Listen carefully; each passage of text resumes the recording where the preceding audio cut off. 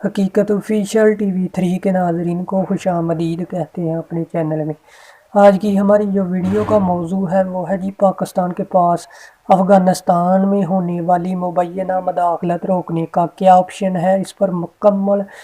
Discuss کریں گے۔ Video کو اینڈ تک دیکھنا ہے آپ نے۔ گزشتہ برس اگست میں جب افغان طالبان نے 2001 کے بعد پہلی بار ملک پر دوبارہ قبضہ سنبھالا تھا تو جہاں ایک جانب اکثریتی رائے اور خدشات تھے کہ وہ اپنی مرضی کے طرز حکمرانی پر واپس نہیں چلے جائیں،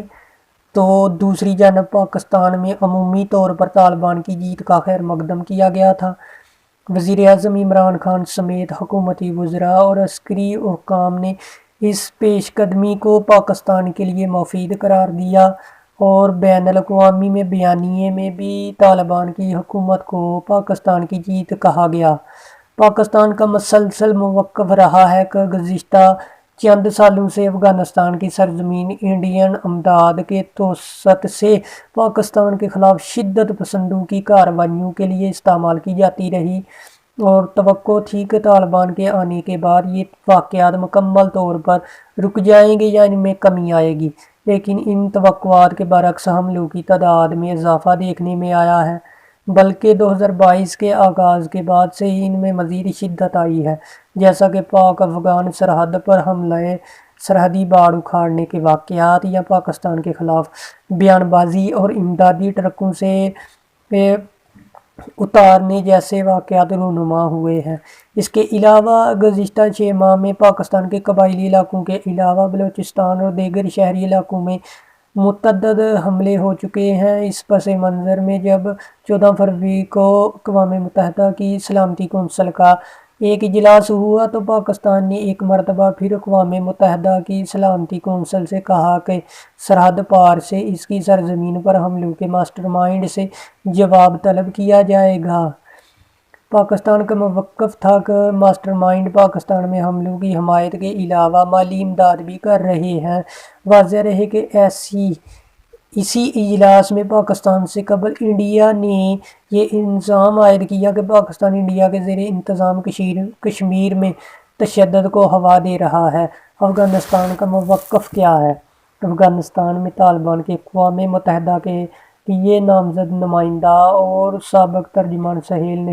شاہین سے جب اس بارے میں پوچھا گیا تو ان کا کہنا تھا کہ طالبان کی حکومت کا یہ عزم ہے کہ وہ کسی کو بھی اس کی اجازت نہیں دیں گے کہ افغانستان کی سرزمین کسی دوسرے ملک کے خلاف استعمال ہو،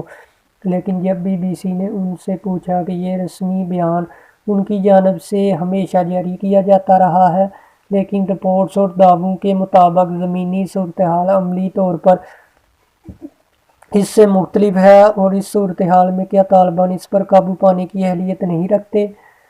سہیل شاہین نے اس سوال کا کوئی جواب نہیں دیا۔ اشرف غنی اور طالبان کی پالیسی۔ افغانستان میں سابق افغان صدر اشرف غنی کی حکومت کے ساتھ پاکستان کے تعلقات کوئی زیادہ دوستانہ نہیں تھے، اور پاکستان نے ان کے دور اقتدار میں بارہا یہ دعویٰ کیا کہ افغانستان کی سرزمین پاکستان کے خلاف استعمال ہو رہی ہے اور یہ کہ انڈیا کے افغانستان میں قائم قونصل خانے اسی مقصد کے لیے استعمال ہو رہے ہیں۔ طالبان کے افغانستان کا کنٹرول حاصل کرنے کے بعد پاکستان نے عمومی سطح پر اس کا خیر مقدم کیا تھا، اور کئی حکومتی عہدیداروں سے لے کر مذہبی شخصیات اور دفاعی تجزیہ کاروں نے اسے اشرف غنی حکومت اور انڈیا کے بیانیے کی شکست کے طور پر تعبیر کیا تھا۔ تاہم چند حالیہ واقعات جیسے کہ پاک افغان سرحد پر حملہ، سرحدی باڑ اکھاڑنے کے واقعات یا پاکستان کے خلاف بیان بازی اور امدادی ٹرکوں سے بینر اتارنے جیسے واقعات نے کئی اہم سوالات کو جنم دیا۔ ان میں ایک یہ کہ کیا افغانستان کی سرزمین اب بھی مبینہ طور پر پاکستان کے خلاف استعمال ہو رہی ہے، جیسا کہ چند پاکستانی حلقے دعویٰ کر رہے ہیں، اور کیا افغان طالبان ایسے عناصر کے خلاف دستہ کوئی کارروائی نہیں کر رہے، وہ ایسا کرنے کی صلاحیت نہیں رکھتے؟ دوسری جانب یہ سوالات بھی جواب کے متقاضی ہیں کہ کیا پاکستان ان حملوں کی روک تھام کے لیے کوئی عملی اقدامات کر سکتا ہے، جن میں سرحد پار کارروائی بھی شامل ہے۔ دفاعی امور کے ماہر بریگیڈیئر ریٹائر محمود شاہ نے پہلوؤں پر بات کرتے ہوئے کہا کہ یہ بدقسمتی ہے کہ طالبان کے دعوے اور وعدوں کے باوجود افغانستان کی سرزمین پاکستان کے خلاف استعمال ہو رہی ہے، اور اس کی مختلف وجوہات ہیں۔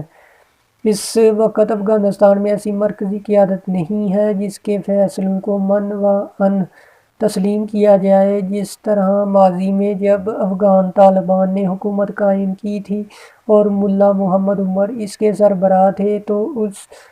اس وقت ان کے فیصلوں کو تسلیم کیا جاتا تھا۔ ان کا کہنا تھا کہ اس وقت افغانستان کے بظاہر سربراہی تو ملا ہیبت اللہ درانی کے پاس ہے، مگر وہ کہیں نظر نہیں آ رہے اور نہ ہی ان کا اس حوالے سے کوئی بیان سامنے آ رہا ہے۔ اس لیے افغان طالبان اس حوالے سے اقدامات نہیں اٹھا پا رہے اور ان میں دڑے موجود ہیں اور ہر دڑا اپنے طور پر کام کر رہا ہے۔ انہوں نے کہا کہ اس سے پہلے یہ وعدہ ملا برادر کر چکے ہیں، لیکن وہ اس وقت افغانستان کی عبوری حکومت میں ایک جونیئر وزیر ہیں۔ سینئر صحافی اور تجزیہ کار حسن خان نے بی بی سی کو بتایا کہ اس ساری صورتحال کو اگر مد نظر رکھا جائے تو ایسا لگتا ہے کہ افغان طالبان کے سامنے یہ باتیں اٹھائی گئی ہیں اور اس بارے میں انہیں بتایا گیا کہ پاکستان افغان طالبان کی کوششوں اور صلاحیت پر نظر رکھے ہوئے ہے۔ بظاہر یہ واضح ہے کہ افغان طالبان چاہتے ہیں کہ ان کی سرزمین کسی کے خلاف استعمال نہ ہو، اور انہوں نے بارہا اس امر کا اعادہ بھی کیا ہے، لیکن ان کے پاس شاید ایسا کرنے کی مطلوبہ صلاحیت نہیں ہے۔ ان کا مزید کہنا تھا کہ افغان طالبان نے افغانستان کے بڑے حصے کو قابو کر لیا اور امن و امان کی صورتحال پر بھی قابو پا لیا۔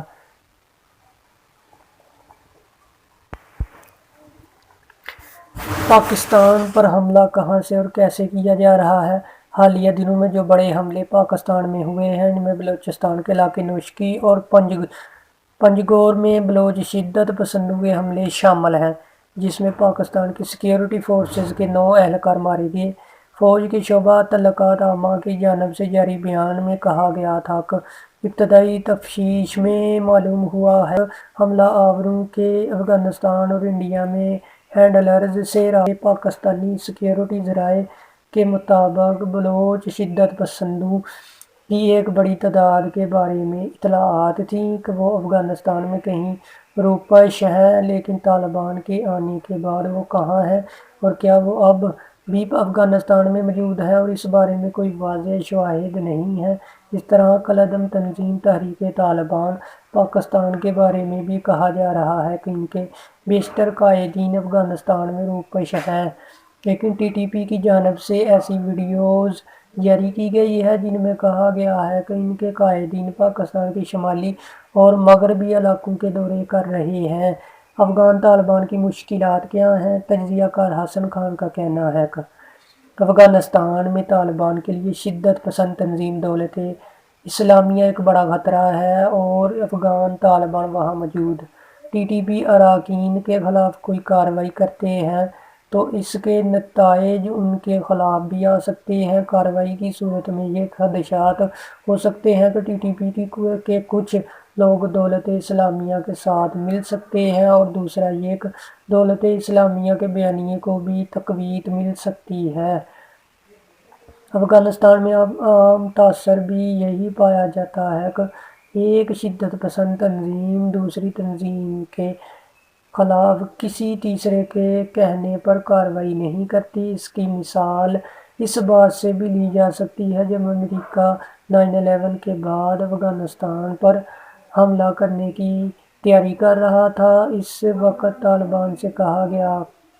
تھا کہ وہ اگر القاعدہ سے علیحدگی اختیار کر لیں یا القاعدہ کے لوگوں کو ملک سے نکال لیں تو افغانستان پر حملہ روکا جا سکتا ہے، لیکن اس پر طالبان نے القاعدہ کے خلاف کوئی کارروائی نہیں کی تھی۔ حسن خان کا کہنا تھا کہ پاکستان اب بھی یہ سمجھتا ہے کہ انڈیا اس وقت بھی ٹی ٹی پی اور اس میں ضم ہونے والے دڑوں کو تعاون فراہم کر رہا ہے۔ افغان طالبان اگرچہ امریکہ کے ساتھ مذاکرات اور معاہدے کے تحت آئے ہیں، لیکن اقتدار میں آنے کے بعد عالمی سطح کوئی بھی ملک ان کو باقاعدہ سطح پر تسلیم نہیں کر رہا۔ اس صورتحال کی وجہ سے کئی پیچیدگیاں بھی پیدا ہوئی ہیں اور افغانستان کے پڑوسی ممالک بھی تذبذب کا شکار دکھائی دیتے ہیں۔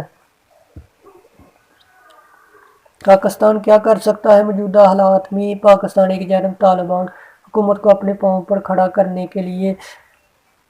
کوششوں میں مصروف ہے، کیونکہ بقول محمود شاہ افغان طالبان کا بڑا انحصار پاکستان پر ہے۔ انہوں نے کہا کہ پاکستان آگے بڑھ کر اپنی پالیسی مضبوطی سے نافذ کرے۔ جیسے بلوچ شدت پسند ہیں یا ٹی ٹی پی کے لوگ ہیں، ان کے مراکز کی نشاندہی کرنا ضروری ہے، اور پاکستان کے پاس اب کافی صلاحیت ہے، اس میں ایوییشن بھی ہے اور دیگر جدید صلاحیتیں بھی ہیں۔ ان کا کہنا تھا کہ سرحد عبور کر کے افغانستان کے اندر جا کر کارروائی کرنا بہتر اقدام نہیں ہوگا، لیکن پاکستان کے اندر جو ذرائع ہیں ان کا کنٹرول اپنے ہاتھ میں کرنا ضروری ہے، تاکہ